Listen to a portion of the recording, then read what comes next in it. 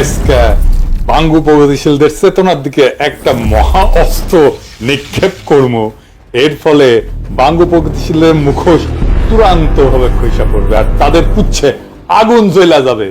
তাদের প্রগতিশীল প্রতারণা আর ভণ্ডামি ভরা বয়ানের চেতনা এই বিল্ডিং এর মতো ধইসা পড়বে। আগের 2 এপিসোডে আমরা 71 সাল নিয়ে আওয়ামী বাম বয়ানকে জয় বাংলা কইরা দিছি। প্রথম এপিসোডে আওয়ামী বাম বয়ানে পাকিস্তানের ভুয়া অর্থনৈতিক শোষণের ন্যারেটিভে জয় বাংলা করেছি। দ্বিতীয় এপিসোডে 25শে মার্চ 70-এর নির্বাচন এবং তার আগের পরের ঘটনাকে জয় বাংলা করে দিছি। আজকে আমরা আলোচনা করব বাঙ্গু চেতনার মূল সূতিকাগার ভাষা আন্দোলন নিয়ে এবং এর পিছনের আসল বাস্তবতা কি ছিল। আপনারাও বুঝবেন 7 জন্মের জাউরা আওয়ামী লীগ এবং বামেরা বাংলাদেশিদেরকে কি রকম উজবুক বানাইছে এই 50-55 বছর। এই এপিসোডের শেষ পর্যন্ত দেখলে আপনারা নিজেরাই তাজ্জব হইয়া যাবেন। তাদের প্রতারণার ভণ্ডামি দেখা আজকে আমরা 52 চেতনার বয়ানকে পুরাপুরি ধূলিসাৎ কইরা জয় বাংলা কইরা দিব। এর সাথে ভারত, আওয়ামী লীগ এবং বাম বয়ান আর তার চেতনার একচ্ছত্র আধিপত্য চিরতরে এই দেশ থেকে লোপ পাবে। চলেন আল্লাহর নামে শুরু করা যাক। প্রথমেই দেখব কি আছে সেই আওয়ামী বাম বয়ান। 1947 সালে পাকিস্তান রাষ্ট্রের আবির্ভাব হয়। তাকে মানে আওয়ামী বাম বাঙ্গু বয়ানে কয় আর কি। পাকিস্তান গঠন হওয়ার পরে পশ্চিম পাকিস্তানের শাসক গোষ্ঠী বিশেষ করে পাঞ্জাবিরা পূর্ব পাকিস্তানের বাঙালিদের উপরে তাদের ভাষা উর্দু জোর কইরা চাপাইয়া দিতে চাইছিল। পাকিস্তান আন্দোলনের প্রধান নেতা পাকিস্তানের প্রথম গভর্নর জেনারেল কায়েদে আজম মোহাম্মদ আলী জিন্নাহ ঢাকাতে এসে নাকি কইছিল Urdu and only Urdu shall be the state language of Pakistan. আর এটা শুনে নাকি সবাই না না করে চিক্কুর মাইরে উঠেছিল। আর তার মধ্যে ছিল নাকি সোহরাওয়ার্দীর বডিগার্ড। জিন্নাহ এই বক্তৃতা দেয় 2 জায়গায়।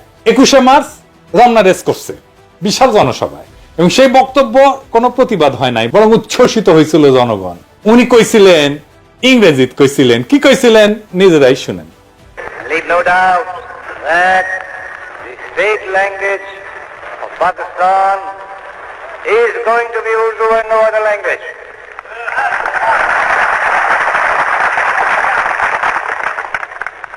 And anyone who tries to mislead you is really the enemy of Pakistan. Without a state language, no nation can remain tied up solidly together and prosper. Look at the history. Every government has got to have some state language. Therefore, so far as the state language is concerned, Pakistan's state language shall be Urdu. ইংরেজিত কইছিলেন, এটা ঠিকই কইছিলেন বলে বাঙ্গু প্রগতিশীলদের ধরে নেওয়া উচিত ছিল, তাই না? বাংলা এটা ছিল এরকম। এই কথা আপনাদের খুব স্পষ্ট করে বলতে চাই, পাকিস্তানের রাষ্ট্রভাষা হবে উর্দু এবং অন্য কোনো ভাষা না। যে আপনাদের ভুল পথে চালানোর চেষ্টা করবে সে পাকিস্তানের শত্রু। কিন্তু আপনি এটা কোথাও দেখবেন না। 24শে মার্চ কার্জন হলে তিনি একই রকম কথা বলছিলেন। শোনা যায় এইখানে বাঙ্গু প্রগতিশীলরা না না কইরা উঠেছিল। এটা একটা সিনেমাটিক প্রচার আছে, কিন্তু কোনো অরিজিনাল ফুটেজ এখনো পর্যন্ত কেউ দেখে নাই। অবাক লাগে না আপনাদের? আসলে বক্তব্য দেওয়ার টাইমে না না করেছিল কিনা আমার সন্দেহ হয়, তাই সেটা দেখাতে পারতেছি না, তাই সিনেমা থেকে দেখাই। হ্যাঁ দেখেন,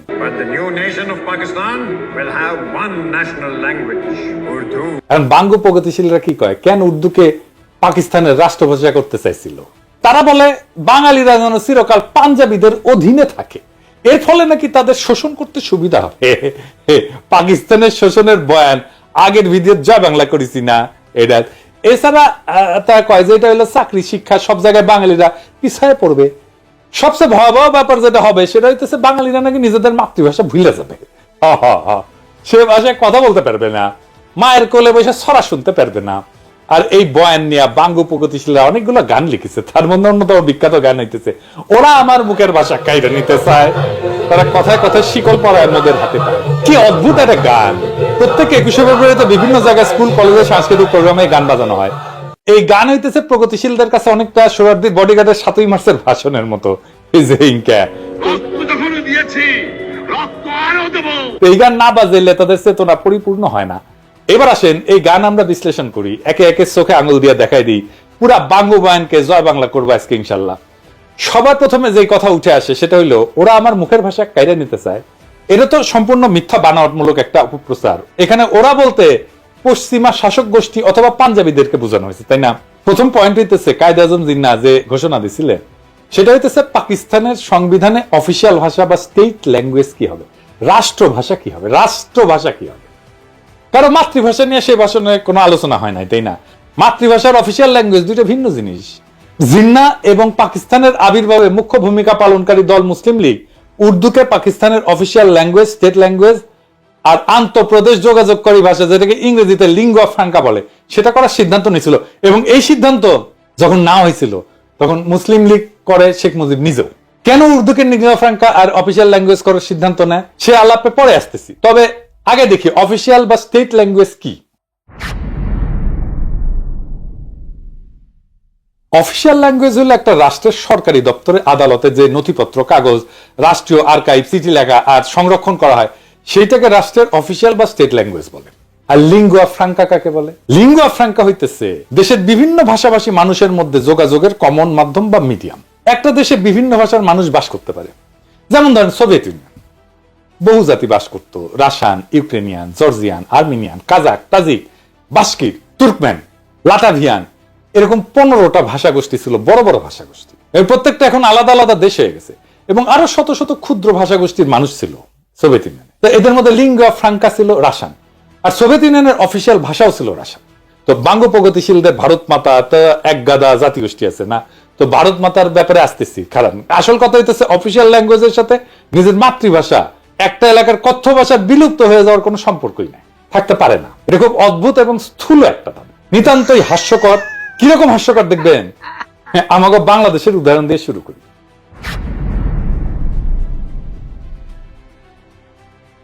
বাংলাদেশের অফিসিয়াল ভাষা হচ্ছে বাংলা, তাই না? আমরা তো সবাই জানি রাষ্ট্রভাষা বাংলা। তো বাংলাদেশে অন্য ভাষাভাষী জনগোষ্ঠী আছে, যেমন সিলেটি আছে, সাতগাই আছে, চাকমা আছে, গারো আছে, সাঁওতাল আছে, অনেক আছে, তাই না? আমি চাকমা গারোদের উদাহরণে আজকে যাব না, সিলেটি আর সাতগাই এই ধরে। এই দুই ভাষা বাংলা থেকে সম্পূর্ণ আলাদা ভাষা, তাদের প্রায় সম্পূর্ণ ইউনিক ভোকাবুলারি আছে, শব্দ ভান্ডার আছে, যেটা অন্য কেউ বুঝে না। এমনকি সিলেটি ভাষা তার নিজস্ব বর্ণমালা আছে, যেটাকে সিলেটি নাগরী বলে।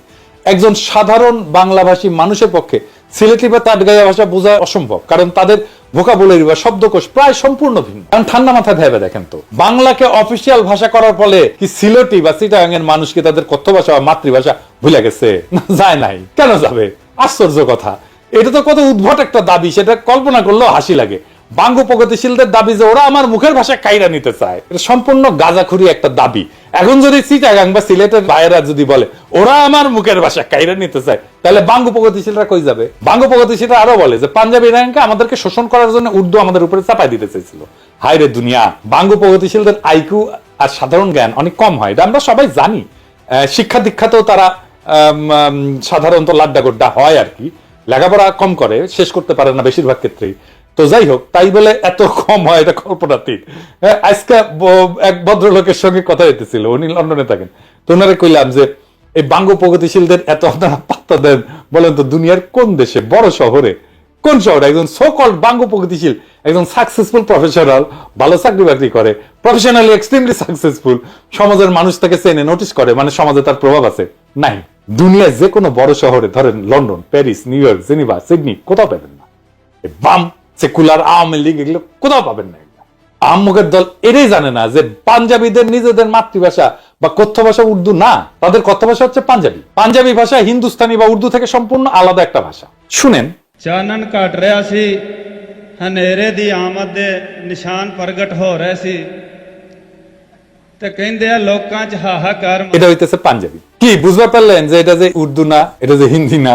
শুধু তাই না, পাকিস্তানের সীমান্ত প্রদেশের পশতুনদের মাতৃভাষা হচ্ছে পশতু, সিন্ধুর ভাষা সিন্ধি, বেলুচিস্তানের ভাষা বালুচ। এই সমস্ত প্রত্যেকটা ভাষা আলাদা আলাদা। কেউ কি নিজেদের ভাষা ভুলে গেছে উর্দুকে অফিসিয়াল ল্যাঙ্গুয়েজ করার ফলে? কারো কি ভাষা কায়দা না হয়েছে?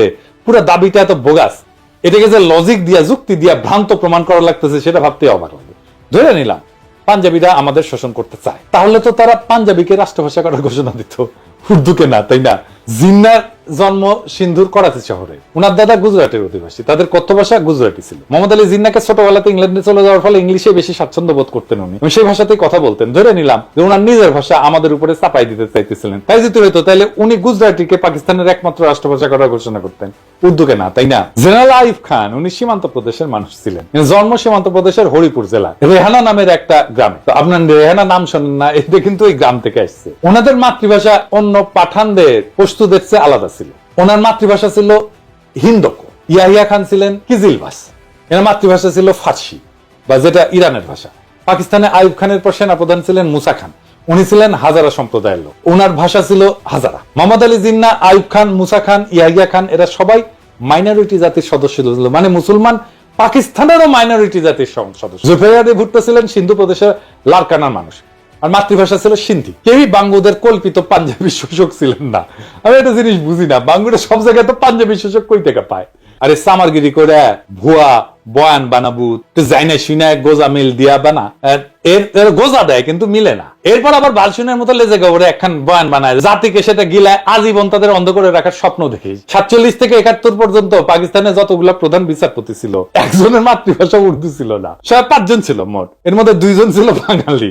তাদের নাম বলি, ধরেন মিয়া আব্দুল রশিদ পাঞ্জাবি ছিল, মোহাম্মদ মুনির পাঠান ছিল, এআর কর্নেলিয়াস উনি অ্যাংলো ইন্ডিয়ান ছিলেন, ফজল আকবর বাঙালি ছিলেন, হামুদুর রহমান বাঙালি ছিলেন। বিভিন্ন গুরুত্বপূর্ণ ব্যক্তিদের মধ্যে কালে ভদ্রে 2-1টা পাঞ্জাবি নাম পাওয়া যায়, কিন্তু সবাই বিভিন্ন জাতের মানুষ, অনেকেই মাইনরিটি জাতের মানুষ। এদের কারো তো কোনো সমস্যা হইল না উর্দুকে অফিসিয়াল ল্যাঙ্গুয়েজ করার ফলে, কেউ তো বোঝার দাবি তুললো না, ওরা আমার মুখের ভাষা কাইরা নিতে চায়। এদের কারো তো চাকরি বাকরি পাইতে, শিক্ষিত হইতে, রাজনীতি করতে কোনো অসুবিধা হয় নাই। যত অসুবিধা বাঙ্গু প্রগতিশীলদের। বাঙ্গু প্রগতিশীলরা যে কত বড় সামারের সামার, বাটপারের বাটপার, সেটা দেখতে পারবেন। আসেন এবার গানের আর বাঙ্গু বয়ানের আর একটা দাবি নিয়ে। উর্দুকে রাষ্ট্রভাষা করা হইলে নাকি বাংলাদেশি বয়াতিদের নাইসা নাইসা গান গাওয়া বন্ধ হয়ে যাবে।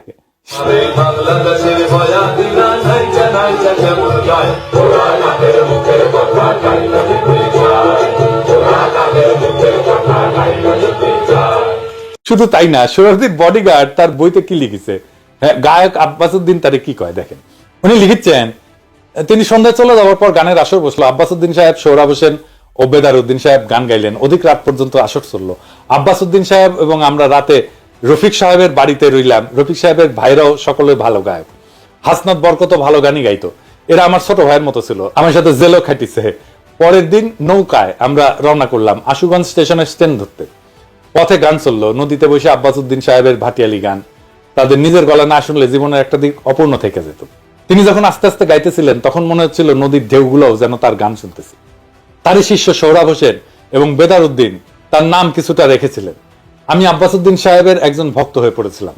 তিনি আমাকে বলছিলেন, মুজিব, বাংলা ভাষার বিরুদ্ধে বিরাট ষড়যন্ত্র চলতেছে। বাংলা রাষ্ট্রভাষা না হইলে বাংলার কৃষ্টি সভ্যতা সব শেষ হয়ে যাবে। আজ যে গানকে তুমি ভালোবাসো, এর মাধুর্য মর্যাদা নষ্ট হয়ে যাবে। যা কিছু হোক, বাংলাকে রাষ্ট্রভাষা করতেই হবে। আমি কথা দিয়েছিলাম এবং কথা রাখতে চেষ্টা করেছিলাম। কি আজগুবি এক দাবি। বাংলা অফিসিয়াল না হইলে নাকি বাংলার কৃষ্টি সভ্যতা সব শেষ হয়ে যাবে, গানের মাধুর্য মর্যাদা নাকি গোল্লায় যাবে। উজবুকের দল সম্পূর্ণ ডাহা মন গড়া এই সমস্ত দাবি তুলছে। 47-এর আগ পর্যন্ত ইংরেজ আমলে আমাদের অফিসিয়াল ভাষা কি ছিল? হ্যাঁ, কি ছিল? ইংরেজি। তো হ্যাঁ, ইংরেজি, আবার কইতেছি ইংরেজি। তখন কি ইংরেজি আমলে বাংলার বয়াতিরা নাইসা নাইসা গান গাওয়া ভুলে গেছিল? 200 বছরের বেশি তো শাসন করেছিল, তাই না? তো এই 200 বছরে কি গান গাওয়া ভুলে গেছিল? ইংরেজ আমলে বয়াতিরা নাইসা নাইসা গান করে নাই? তখন কি আব্বাসউদ্দিনের বয়ান মতে বাংলার কৃষ্টি সভ্যতা সব শেষ হয়ে গেছিল? তখন কি বাংলা গানের মাধুর্য মর্যাদা গোল্লায় গেছিল? বাংলা সাহিত্য সবচেয়ে বেশি প্রসার লাভ করেছিল কখন? ইংরেজ আমলে। বাংলা ভাষার সৃষ্টি হয়েছে ইংরেজ আমলে। আধুনিক বাংলা ভাষা যেটা আমরা বলি, বিশেষ করে বাংলা গদ্য সাহিত্যের সৃষ্টি হয়েছে ইংরেজ আমলে। পদ্য সাহিত্যের যা প্রসার ঘটছে তার সিংহভাগ ইংরেজ আমলে। বিভিন্ন বাংলা পত্র পত্রিকা, মাসিক সাহিত্য পত্রিকা সব ইংরেজ আমলে শুরু হয়েছিল।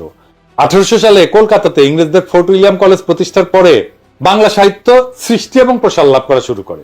বাংলা সাহিত্য এবং কালচার যারা সৃষ্টি এবং ডিফাইন করছে, রাজা রামমোহন রায়, ঈশ্বরচন্দ্র বিদ্যাসাগর, মাইকেল মধুসূদন দত্ত, বঙ্কিম, শরৎ, রবীন্দ্রনাথ, নবীন চন্দ্র সেন, সব কয়টা ইংরেজ আমলের মানুষ। ইংরেজ আমলে ইংরেজি অফিসিয়াল ভাষা নিয়ে তাদের তো বাংলা সাহিত্য চর্চার বিকাশে কোনো বাধা সৃষ্টি হয় নাই। আর 47 সালে পাকিস্তান তৈরির পর আব্বাসউদ্দিন, আব্দুল লতিফ এগো চেতনার চোদন জায়গায় উঠলো। 47-এর আগে আব্বাসউদ্দিন লতিফেরা গান করে নাই, ওদের কাছে গানের মাধুর্য তখন গোল্লায় যায় নাই। পাকিস্তান উর্দুকে অফিসিয়াল ভাষা করতে গেল চেতনা জায়গায় উঠলো। উর্দুর ইতিহাস নিয়ে একটু পরে আসতেছি। এদের দাবি যে কত শয়তানি আর ষড়যন্ত্র ভরা সেটা আস্তে আস্তে টের পাবেন।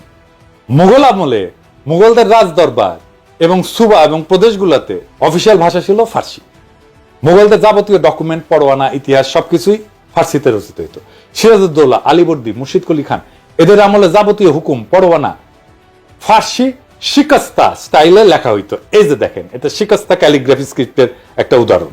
পলাশী যুদ্ধের পর ইংরেজরা প্রথম 80 বছর মানে 1757 থেকে শুরু করে 1837 সাল পর্যন্ত মুঘলদের ফার্সিকে অফিসিয়াল ভাষা হিসেবে বহাল রাখে। সেই সময় তাদের যাবতীয় অফিসিয়াল ডকুমেন্ট, খাজনার হিসাব ইত্যাদি ফার্সিতেই লেখা হইতো। ইংরেজ সাহেবদের বিভিন্ন চিঠি, আদেশ, পরোয়ানা ইত্যাদি তাদের দেশীয় সেক্রেটারিরা ফার্সিতে লিখে কম্পোজ করে দিত।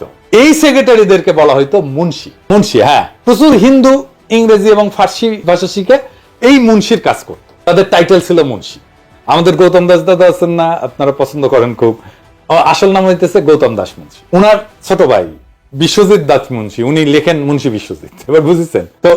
1837 সালে লর্ড অকল্যান্ড ব্রিটিশ ইন্ডিয়ার অফিসিয়াল ল্যাঙ্গুয়েজ ফার্সি থেকে ইংরেজি আর উর্দুতে বদল করে। জিয়া, দুইটা অফিসিয়াল ল্যাঙ্গুয়েজ ছিল, ইংরেজি আর উর্দু। ইংরেজ আমলে 1837 সাল থেকে ব্রিটিশ ভারতে ইংরেজির পাশাপাশি উর্দু ছিল অফিসিয়াল ভাষা। 47 সাল পর্যন্ত এই সিস্টেম বহাল থাকে।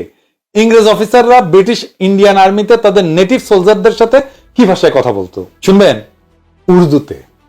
মহারানী ভিক্টোরিয়া তার হিন্দুস্তানি ব্যক্তিগত খাদেম মুন্সি আব্দুল করিমের কাছ থেকে উর্দু ভাষা শিখছিলেন। শুধু তাই না, মহারানী ভিক্টোরিয়া তার নিজের ডায়েরি ইংরেজির পাশাপাশি উর্দুতেও লিখতেন। ওনার ডায়েরির 13 ভলিউম উনি উর্দুতে লিখছেন নিজের হাতে। এটা নিয়ে একটা সিনেমা হয়েছে হলিউডে, মহারানী ভিক্টোরিয়া তার হিন্দুস্তানি খাদেম মুন্সি আব্দুল করিমকে নিয়ে। সিনেমার নাম হইতেছে ভিক্টোরিয়া অ্যান্ড আব্দুল। 2017 সালে এটা মুক্তি পেয়েছে।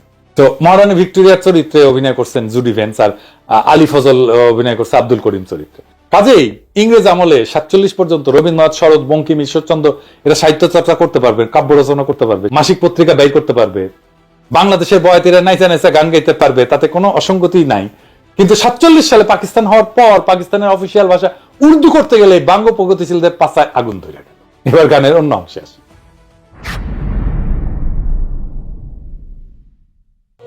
আর এক কথা মনে কইরা রাখি কইরা যায় ঘুম পাড়াই লাগাই তো দেখার ওমায় সোনা মানিক জাদু বলে চুমা দিয়া লইত বলে সোনা মানিক জাদু বলে চুমা দিয়া লইত বলে আরো জাদুর কইরা কইত মরে আর জানা মার বুকে যায় ওরা মায়ের মুখে কথা কাইতে যায় ওরা মায়ের মুখে কথা কাইতে। আচ্ছা বলেন, অফিসিয়াল ভাষার সাথে দুঃখিনী মায়ের তার সন্তানকে সোনা মানিক জাদু বলে চুমা দিয়া লইত কোলে আয়সান আমার বুকে, আয়ের সম্পর্ক কি? ইংরেজ আমলে কি কোনো বাঙালি রমণী তার সন্তানকে বাংলা ভাষায় সোনা মানিক জাদু বলে চুমা দিয়া কোলে নেয় নাই? কি আশ্চর্য একটা দাবি। বাঙ্গ প্রগতিশীলরা আবার এর মধ্যে দুঃখিনী মায়ের ঢুকেছে। কত বড় বাটপারেরা। পাকিস্তান প্রতিষ্ঠা হওয়ার পরে জিন্নাহ এবং তার পরবর্তী গভর্নর জেনারেল আর প্রধানমন্ত্রী খাজা নাজিবুদ্দিন তাদের ভাষণে সুস্পষ্ট করে বলছিলেন যে পাকিস্তানের কোন প্রদেশের প্রাদেশিক অফিসিয়াল ভাষা কোনটা হবে সেটা প্রদেশের আইনসভা ঠিক করবে, কিন্তু অল পাকিস্তান লিঙ্গুয়া ফ্রাঙ্কা হবে উর্দু। আগেই বলছি, পাকিস্তানে বহু ভাষার মানুষ বাস করত, পাঞ্জাবি, বাঙালি, পাঠান, বালুচ, হাজরা, সিন্ধি, কিজিলবাস। এদের সবার আন্তঃযোগাযোগ বা ইন্টার কমিউনিকেশনের জন্য উর্দু ছিল সবচেয়ে মোক্ষম ভাষা, কারণ এরা সবাই উর্দু জানতো। মানে ধরেন হাজরা সম্প্রদায়ের মানুষ বাংলা জানে না তো, বেলুচরা বাংলা জানে না তো, তাহলে রাষ্ট্রভাষা যদি বাংলা করে তাহলে কেমনে হবে বলেন তো? উর্দু শব্দটা আসছে তুর্কি ভাষা থেকে। মূল তুর্কি শব্দটা ছিল অর্দু, যার অর্থ হচ্ছে সেনাবাহিনী বা সামরিক শিবির বা ক্যাম্প। এই অর্দু শব্দটা পরবর্তীতে ফার্সি, তারপরে উর্দুতে এসে দাঁড়ায় জাবানি উর্দু, অর্থাৎ সেনাবাহিনীর ভাষা। এই উর্দু থেকেই উর্দি মানে সেনাবাহিনীর পোশাক শব্দটা আসছে। কেন উর্দু? এর জন্য অল্প একটু ইতিহাস বলি, শোনেন, ভালো লাগবে আপনাদের। আরবরা যখন নবীজির ওফাতের পর বিভিন্ন সাম্রাজ্য যেমন রোমান, পারস্যদের পরাজিত কইরা নিজেদের সাম্রাজ্য বানায়, সেটা সর্বপ্রথম উমাইয়া আমলে ভারতবর্ষ পর্যন্ত পৌঁছায়। মোহাম্মদ বিন কাসেমের নেতৃত্বে মুসলমানরা 711 সালে মাকরান, বেলুচিস্তান আর সিন্ধু প্রদেশ জয় করে। মোহাম্মদ বিন কাসিম সিন্ধু থেকে নদী ধইরা উত্তর দিকে বর্তমান পাঞ্জাবের মুলতান পর্যন্ত জয় করছিলেন। এইখানে আরবদের বিজয় থেমে থাকে প্রায় 300 বছর। ততদিনে উমাইয়াদের পতন হইয়া আব্বাসীয় খলিফারা আসছেন এবং আব্বাসীয় সাম্রাজ্য দুর্বল হইয়া বিভিন্ন খণ্ডে বিভক্ত হয়ে গেছে। আব্বাসীয় সাম্রাজ্যের পূর্ব দিকের প্রদেশ ইরান, খোরাসান আর তুরানে সামানিদ নামে একটা সালতানাত প্রতিষ্ঠা হয় 874 থেকে 999 সাল পর্যন্ত। তুরান হইতেছে তুর্কিদের এলাকা। খোরাসানের উত্তরে একটা বিখ্যাত নদী আছে যার নাম আমোদরিয়া, আপনারা শুনছেন না? গ্রিকরা তাকে অক্সাস বলতো। আলেকজান্ডার দ্য গ্রেট এই নদী ক্রস করছিলেন তার যুদ্ধযাত্রায়। সেই নদী হইতেছে ইরান আর তুরানের সীমানা। সেই নদীর উত্তরে তুরানি বা তুর্কিরা থাকতো। তুরানি তুর্কি ট্রাইব গুলা অশ্বারোহী বা নমাডিক ছিল। সামানিদ সুলতানেরা ইরানি ছিল এবং তারা ফার্সি ভাষায় ব্যাপক পৃষ্ঠপোষকতা করত। আধুনিক ফার্সি সাহিত্য সামানিদ আমল থেকে শুরু হয়েছে। ফার্সি লেখা হয় আরবি হরফে। ইরানের মহাকবি ফেরদৌসি এই সময়ের মানুষ। সামানিদ সুলতানেরা তাদের রাজসভা এবং সামরিক বাহিনীতে তুরানি অশ্বারোহীদের ব্যাপকভাবে রিক্রুট করছিল। এদের মধ্যে একজন তুর্কি সেনাপতি আলেপ্তেগিন 962 সাল বর্তমান আফগানিস্তানের গজনি শহর জয় করে এনে নিজের একটা সাম্রাজ্যের গোড়াপত্তন করে। এই আলেপ্তেগিনের নাতি বা দৌহিত্র হচ্ছে গজনির বিখ্যাত সুলতান মাহমুদ, যিনি অশ্বারোহী তুর্কি বাহিনী নিয়ে ভারতবর্ষের পাঞ্জাব বিজয় করে তার সাম্রাজ্য যোগ করে। এর ফলে আরবদের বেলুচিস্তান এবং সিন্ধু বিজয়ের প্রায় 300 বছর পর মুসলমানরা বর্তমান সীমান্ত প্রদেশ পাঞ্জাব বিজয় করে। সুলতান মাহমুদ এবং পার্শ্ববর্তী গজনী সুলতানেরা তুর্কি হওয়া সত্ত্বেও তারা সামানিদ সুলতানদের অনুসরণে ফার্সিকেই নিজেদের অফিসিয়াল ভাষা হিসেবে ব্যবহার করতেন। সুলতান মাহমুদ মহাকবি ফেরদৌসিকে নিয়ে পারস্যের মহাকাব্য শাহনামা রচনা করছিলেন। আপনারা জানেন না যে বিখ্যাত শাহনামা? তো গজনীর এই সালতানাত 1186 সাল পর্যন্ত ছিল। 1186 সাল পর্যন্ত আফগানিস্তানের ঘুর শহরে তুর্কিক সেনাপতি মুইজুদ্দিন মোহাম্মদ ঘুরি গজনির সালতানাতকে বিজয় করে যোগ করেন নিজের সাম্রাজ্যে। এরপর উনি 1192 সালে দিল্লির কাছে নিজের বর্ম আচ্ছাদিত ঘোড়সওয়ার হেভি ক্যাভারলি এই তুর্কি বাহিনী নিয়ে তরাইনের যুদ্ধে রাজপুত রাজা পৃথ্বীরাজ চৌহানকে পরাজিত করে ভারতবর্ষের মুসলমানদের প্রথম কেন্দ্র দিল্লি সালতানাত প্রতিষ্ঠা করেন। এই সময়ে দিল্লি সালতানাতে তুর্কি, আফগান, ইরানি এই সমস্ত মুসলিম জাতি সেনা হিসেবে দলে দলে যোগ দেয়, কিন্তু তারা অফিসিয়াল ভাষা হিসেবে তাদের আগের গজনীর সুলতান মাহমুদ এবং সামানিদদের অনুসরণে ফার্সিকেই বহাল রাখে। ভারতবর্ষে মুসলিম শাসনের সূচনা হয় দিল্লি সালতানাতের মধ্য দিয়ে। এরপরে আস্তে আস্তে মুঘল বাদশাহ আওরঙ্গজেবের সময় প্রায় পুরো ভারতবর্ষ মুঘলদের অধীনে আসে। মুঘলরাও ফার্সির ব্যবহার জারি রাখে। দিল্লি ছিল সালতানাতের রাজধানী বা কেন্দ্রবিন্দু। দিল্লির আশেপাশের এলাকায় খারি বলি নামে একটা ভাষা প্রচলন ছিল। এত জাতের মুসলিম দিল্লিতে সেটেল করার ফলে তারা এই খারি বলি ভাষা ব্যবহার শুরু করে। এর মধ্যে যুক্ত হয় অসংখ্য ফার্সি আর আরবি শব্দ, মানে যেগুলো ধার করা শব্দ।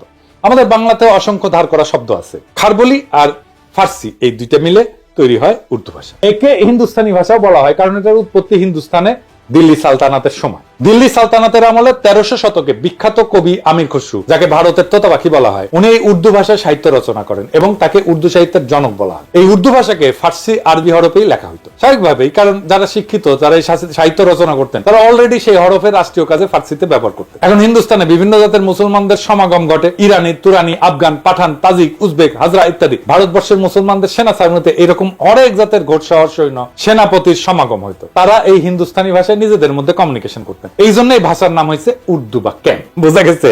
মুঘল বাদশাহ জাহাঙ্গীর, শাহজাহান, আওরঙ্গজেব থেকে শুরু করে বাহাদুর শাহ জাফর পর্যন্ত সবার মাতৃভাষা ছিল উর্দু। শেষ বাদশাহ বাহাদুর শাহ জাফর উর্দুতে একজন উৎকৃষ্ট কবিও ছিলেন। মুসলমানরা যখন ডেকান বা হিন্দুস্তানের দক্ষিণে নর্মদা নদীর বিন্ধ্য পর্বতমালার দক্ষিণে নিজেদের সালতানাত এক্সপ্যান্ড করে, সেই ডেক্কানেও মুসলমানরা লিঙ্গুয়া ফ্রাঙ্কা হিসেবে উর্দু ব্যবহার করে। দক্ষিণের উর্দুতে তামিল, তেলেগু থেকে অনেকগুলো ধার করা শব্দ আছে, এই জন্য সেটাকে দক্ষিণী উর্দু বলা হয়। কিন্তু হায়দ্রাবাদের নিজামরা যাতে তুর্কি হইলেও তারা হায়দ্রাবাদে উর্দুতেই কথা বলতেন।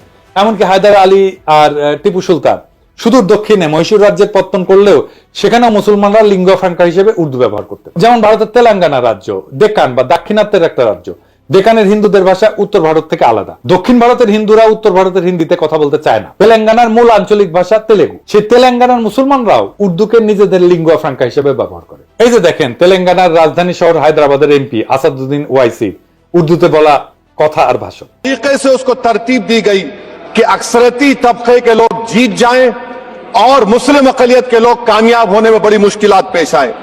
इसीलिए 2007 में सच्चर कमेटी ने कहा था, सिफारिशात में कहा कि अब जब हदबंदी होगी तो माकूल तरीके से बनाए जाए ताकि मुसलमान पार्लियामेंट और असेंबली के इलेक्शन जीत सके। পুরা উপমহাদেশে পাঠান, পাঞ্জাবি, সিন্ধি, উত্তরপ্রদেশ, হায়দ্রাবাদ, কর্ণাটক, দক্ষিণী সব জাতের মুসলমান উর্দুকে লিঙ্গুয়া ফ্রাঙ্কা হিসেবে ব্যবহার করে। কারো কারো মধ্যে কোনো কুরকুরানি কিন্তু হয় নাই। এক বিচিত্র উদ্ভট কারণে আওয়ামী ভারতীয় প্রোপাগান্ডায় বিশাল উপমহাদেশের বিভিন্ন জাতের মুসলমানদের মধ্যে শুধু পূর্ব বাংলার বাঙালিদেরকে উর্দুতে ঘৃণা করা শিখাইতে সক্ষম হয়েছে। কিন্তু হিন্দু আর্যদের সংস্কৃত ভাষা থেকে শব্দ নিয়ে উর্দু ভাষাকে হিন্দিতে রূপান্তর করার পর সেই হিন্দিকে আবার এইসব বাঙ্গ প্রগতিশীলদের কাছে জনপ্রিয় করছে। এই দেখেন আমগরে ট্যাঙ্ক ড্যান্সার আজকাল পুলিশের ভ্যানে লাথি গুতা খাওয়া আসানুল্লাহ কিনু ক্যাঙ্গে করে হিন্দি করছে, শুনেন। 71 सन का मुक्ति युद्ध में पाकिस्तान हमका विरुद्ध था एवं पाकिस्तान में हमका साथ लड़ाई किया था। उस टाइम से जमात इस्लामी एक आतंकवादी संगठन था जो मानुष को, आदमी को मार दिया, नारी को मार दिया। वो संगठन पाकिस्तान बैक करता है एवं वो संगठन का जो आदमी मारा था उसका लिए विचार कर रहा है, फांसी भी हो गया। ये संगठन का साथ पाकिस्तानी का एवं पाकिस्तानी गोয়েন্দা संस्था ISI का गভীর ताल्लुक है। তো পাকিস্তান রাষ্ট্র 1947 সালে জন্ম নেয়। ভারতবর্ষে মুসলমানদের দিল্লি সালতানাত মোগল সালতানাতের উত্তরসূরি হিসেবে। স্বাভাবিকভাবেই মুসলিম সালতানাতের হেরিটেজ হিসেবে উর্দুকে পাকিস্তানের বহু ভাষাভাষী মানুষের মধ্যে লিঙ্গুয়া ফ্রাঙ্কা আর অফিসিয়াল ল্যাঙ্গুয়েজ হিসেবে নির্ধারণ করা হবে, এটা খুব স্বাভাবিক। ভারতবর্ষে মুসলমানদের সালতানাতের ইতিহাসের সাথে যারা পরিচিত তাদের কাছে এটাই ন্যাচারাল। এর বিরোধিতা যে কত বড় ষড়যন্ত্র সেটা আপনারা একটু পরে দেখবেন, ষড়যন্ত্র কারা করছে সেটাও দেখবেন, তাজ্জব হয়ে যাবেন তাদের নির্লজ্জতা দেখে। আধুনিক হিন্দি ভাষার আবির্ভাব ঘটে 19 শতকের শেষে এবং 20 শতকে। অনেক হিন্দু উর্দু ভাষার কিছু ফার্সি, আরবি ভোকাবুলারি আর ফার্সি হরফে নারাজ হয়। তারা এজিটেশন শুরু করে, উর্দু বা হিন্দুস্তানি ভাষাকে দেবনাগরী হরফে লেখার জন্য ভোকাবুলারিতে আরবি, ফার্সির বদলে সংস্কৃত থেকে ধার করা শব্দ নিয়ে রিপ্লেস করা শুরু করে। এই ভাষার নাম দেওয়া হয় হিন্দি। এর ফলে আধুনিক হিন্দি ভাষার আবির্ভাব ঘটে। হিন্দু ভারতে শুধুমাত্র হিন্দিকে এই লিঙ্গুয়া ফ্রাঙ্কা বা অনলি ন্যাশনাল ল্যাঙ্গুয়েজ হিসেবে, কেন্দ্রে অফিসিয়াল ল্যাঙ্গুয়েজ হিসেবে গণ্য করা হয়। ভারতের রাজ্য পর্যায়ে বিভিন্ন ভাষা ওই রাজ্যে অফিসিয়াল কাজে ব্যবহার করা হয়। পাকিস্তানে যে প্রস্তাব জিন্না করছিল এবং খাজা নাজিমুদ্দিন উভয় দিছিলেন, আগেই বলছি আপনাদেরকে, এটা আমার কথা না, এক এক করে আপনাদের রেফারেন্স দেখাচ্ছি। ভারতের সংবিধানে আর্টিকেল 343 দেখেন, স্পষ্ট ভাষায় লেখা আছে, official language of the union shall be Hindi in Devanagari script. সাথে কিছুদিনের জন্য ইংরেজিকে রাখছে, যতদিন না মানুষ হিন্দি শেখে। সারা ভারতে সেটা প্রচলিত হয়। এরপর ভারতের সুপ্রিম কোর্টের এই রায় দেখেন, ভারতের সুপ্রিম কোর্ট হিন্দিকে ন্যাশনাল ল্যাঙ্গুয়েজ হিসেবে রায় দিছে। রায় বলা আছে এইটা ইংরেজি যেহেতু কইছে ঠিকই কইছে, এটা বাংলায় করলে হয়। ভারত অনেক রকম মানুষের দেশ, এখানে হিন্দি জাতীয় ভাষা। তাই আশা করা হয় যে যেসব সাক্ষীকে আবেদনকারী মানে উত্তরপ্রদেশের ট্রাইব্যুনালে নিয়ে আসবেন তারা হিন্দিতে কথা বলতে পারবেন এবং নিজেদের কথা বুঝিয়ে বলতে পারবেন। এরপর সংবিধানের 351 আর্টিকেল দেখেন, স্পষ্টভাবে লেখা আছে, ভারতের কেন্দ্রের দায়িত্ব হচ্ছে হিন্দি ভাষার প্রসার ঘটানো, সাথে হিন্দি ভোকাবুলারি ক্রমান্বয়ে সংস্কৃত থেকে ধার করা শব্দ দিয়ে প্রতিস্থাপন করা। কই, ভারতের পশ্চিমবঙ্গে তো বাঙালি বাস করে। বাংলা সাহিত্য, কালচার, সংস্কৃতি বলতে যা বুঝি সেটার গোড়াপত্তন তো ঘটে পশ্চিমবঙ্গের হিন্দু ভদ্রলোক, ব্রাহ্মণ, কায়স্থ, বৈদ্য এদের হাতে। তাও তো একটা টু শব্দ পর্যন্ত করলো না যে ভারতে তাদের মুখের ভাষা কাইরা নিতে হইতেছে। তাদের দুঃখিনী মায়ের কি হবে, সোনা মানিক বলে আর বুকে টাইনা নিতে পারবে না। হিন্দিকে ভারতের কেন্দ্রে অফিসিয়াল ল্যাঙ্গুয়েজ করার ফলে কি তারা বাংলা ভুলে গেছে? এখনই কি আপনারা বুঝতেছেন না পূর্ব বাংলার কৃষিজীবী মুসলমানদের বলদ আর উজবুক পায়া কত বড় খেলা খেলছে ভারতীয় সর আর তাদের দোসরেরা? এবার দেখেন আরো খেলা আপনাদের কিভাবে বলদা পাইয়া খেলছে, একটু দেখায়। বাঙ্গু প্রগতিশীলরা রবীন্দ্রনাথ কইতে কইতে অজ্ঞান হয়ে ক্যাট হয়ে পড়ে যায়। এই যে কয়েকদিন আগে সঞ্জিতা খাতুন মারা গেল, তার লাশের পাশে রবীন্দ্রসঙ্গীত গাইলো, ভিডিও দেখেন।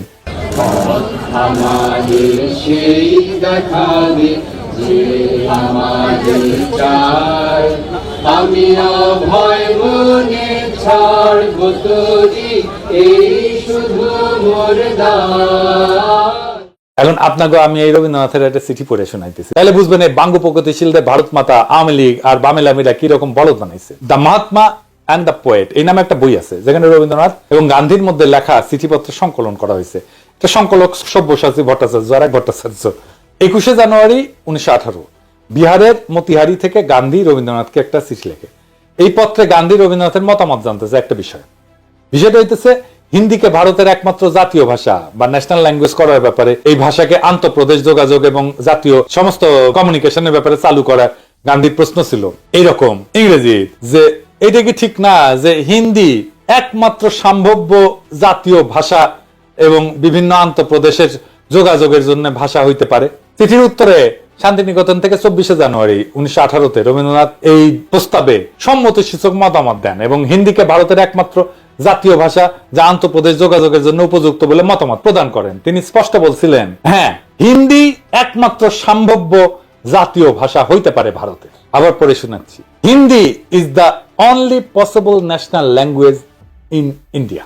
তবে এও বলেন, যেহেতু তাদের প্রজন্ম ইংরেজি শাসনের অধীনে বড় হয়েছে, ইংরেজি ভাষাতে নিজেদের মতামত আর্টিকুলেট করে হিন্দিকে সম্পূর্ণরূপে প্রচলন করতে আরেক জেনারেশন বড় হওয়া লাগবে। গান্ধী গুজরাটি, মাতৃভাষা গুজরাটি, এবং রবীন্দ্রনাথ বাঙালি, বিনা দ্বিধায় হিন্দিকে একমাত্র জাতীয় ভাষা হিসেবে মাইনে নিল। ভারত স্বাধীন হওয়ার পরে ভারতের সংবিধানেও হিন্দিকে একমাত্র অফিসিয়াল ভাষা হিসেবে ঢুকানো হইল এবং এর পাশে ইংরেজিকে রাখা হইল যতদিন নতুন প্রজন্ম হিন্দি না শিখে।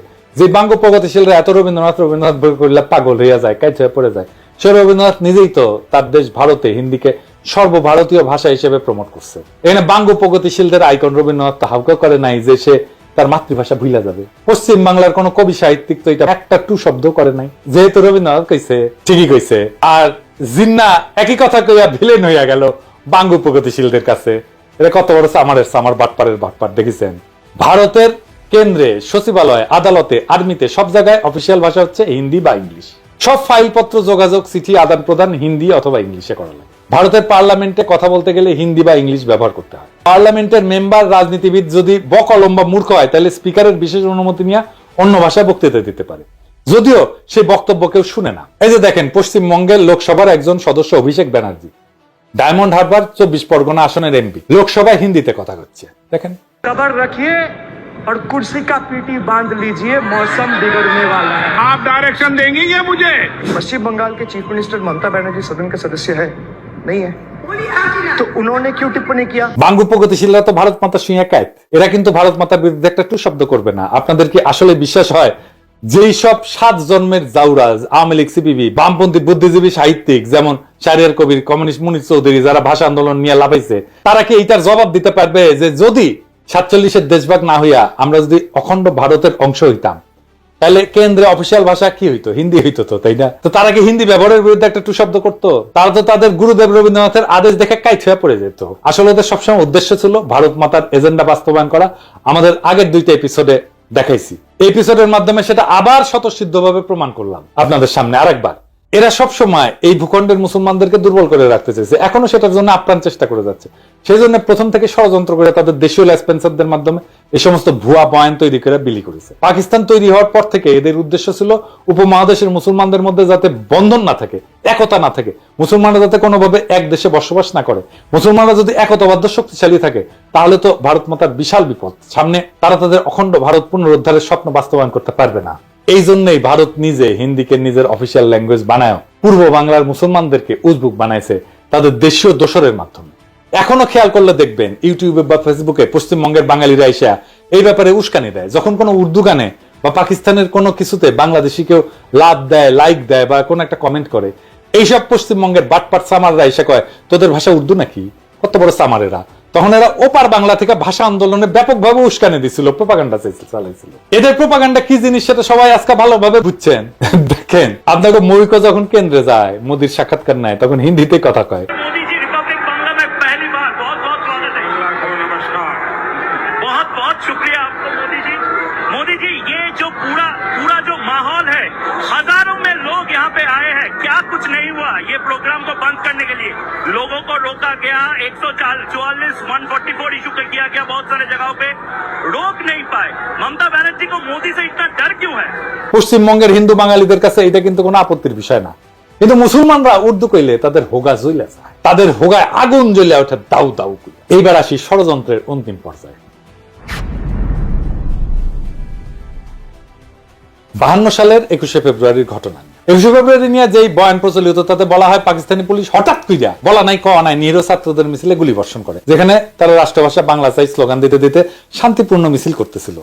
এর ফলে হতাহত হয় বেশ কিছু ছাত্র জনতা, কিন্তু বাস্তবতা ছিল সম্পূর্ণ বিপরীত। প্রথম পয়েন্ট হচ্ছে গুলি চালাইছিল প্রাদেশিক সরকার, কেন্দ্রীয় সরকার না। পুলিশ ছিল প্রাদেশিক সরকারের অধীনে এবং পূর্ব বাংলা পুলিশে বাঙালিরাই চাকরি করত। প্রাদেশিক সরকারও সম্পূর্ণভাবে বাঙালি ছিল। মুখ্যমন্ত্রী ছিল ময়মনসিংহের নুরুল আমিন, মন্ত্রিসভা ক্যাবিনেট ছিল 100% বাঙালি। দ্বিতীয় গুরুত্বপূর্ণ পয়েন্ট হইতেছে পুলিশ লাফায় এসে ছাত্রদের উপরে গুলি চালায় না। আওয়ামী লীগ এবং কমিউনিস্ট পার্টির ছাত্র সংগঠন অনেক উস্কানি দিয়াও কোনো পাল্টা সাড়া না পেয়ে একটা সিন ক্রিয়েট করার জন্য প্রাদেশিক আইনসভার দিকে হামলা করতে যায়। তখন প্রাদেশিক আইনসভা ছিল এখন যেটা বাংলা একাডেমি, ওইটা। সেদিন প্রাদেশিক আইনসভার সদস্যদের একটা মিটিং এর ডেট ছিল। সেখানে আওয়ামী বামেরা প্রাদেশিক আইনসভার সদস্যদেরকে আইনসভায় যোগ দিতে বাধা প্রদান করে শারীরিকভাবে। তাদের গাড়ি পর্যন্ত আটকায়। পুলিশ এসে তাদেরকে সরাই দিতে চায়, রাস্তা ক্লিয়ার করে দিতে চায়। তখন লীগের আর কমিউনিস্টদের ছাত্রকারা পুলিশের উপরে চড়াও হয়। পুলিশ লাঠিচার্জ করে। লীগের গুন্ডারা এরপরে পুলিশের দিকে ঢিল ইট পাটকেল ছড়া শুরু করে এবং পুলিশেরা আহত হয়। তো এই সমস্ত বামেরা কি ধরনের হয় দেখেছেন তো, পুলিশদেরকে কিভাবে আক্রমণ করে এবং তারপরে বলে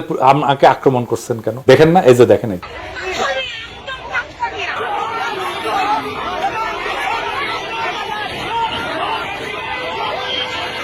তখনকার পুলিশ তো আজকালকার মতো বডি আর্মার, হেলমেট টেলমেট এগুলো ছিল না। পুলিশ খালি হাফ প্যান্ট পরতো, শার্ট আর একটা ক্যাপ পরে থাকে। এই অবস্থায় যদি পুলিশের কপালে লাগে তাই তো মারাত্মক ব্যাপার। এই অবস্থায় পুলিশ পরিস্থিতি নিয়ন্ত্রণে প্রথমে টিয়ার গ্যাস ছোড়ে, এরপর পরিস্থিতি আরো অবনতি ঘটে, লীগ আর বামেরা আরো চড়াও হয়। এইভাবে পরিস্থিতি অবনতি ঘটতে থাকলে পুলিশ সর্বশেষে গুলি চালায়। এই গোলাগুলিতে 4 থেকে 5 জনের মতো নিহত হয়। এই ঘটনার আসল বিবরণ প্রখ্যাত সাহিত্যিক, সাংবাদিক, সেই সময়ে সবচেয়ে বড় পত্রিকা দৈনিক আজাদের সম্পাদক আবুল কালাম শামসুদ্দিনের আত্মজীবনী অতীত দিনের স্মৃতিতে আছে। এই ঘটনাকে বিকৃত করে লীগ আর বামেরা কি অপপ্রচার চালাইছে সেটা আপনারা এখন কল্পনা করেন। আমি আবুল কালাম শামসুদ্দিনের বই থেকে একটু পড়ে শুনি। অবস্থা চরমে উঠলো 1952 সালের 21 ফেব্রুয়ারি মোতাবেক 1357 সালের 8ই ফাল্গুন তারিখে। সেদিন ঢাকার স্কুল কলেজগুলিতে হরতাল ঘোষণা করা হয়েছিল এবং এক বিরাট ছাত্র মিছিল আইন পরিষদ ভবনের সম্মুখে যাওয়ার চেষ্টা করেছিল 144 ধারার নিষেধাজ্ঞা অমান্য করে। শোনা যায় পরিষদের অধিবেশনে যোগদানের উদ্দেশ্যে গমনকারী কয়েকজন মোটরাহি পরিষদ সদস্যকে নাকি ছাত্র মিছিলের তরফ থেকে পথে আটকাবার চেষ্টা করা হয়েছিল। এতেই গোলমাল পেকে ওঠে। পুলিশ বাধা দিতে চেষ্টা করে।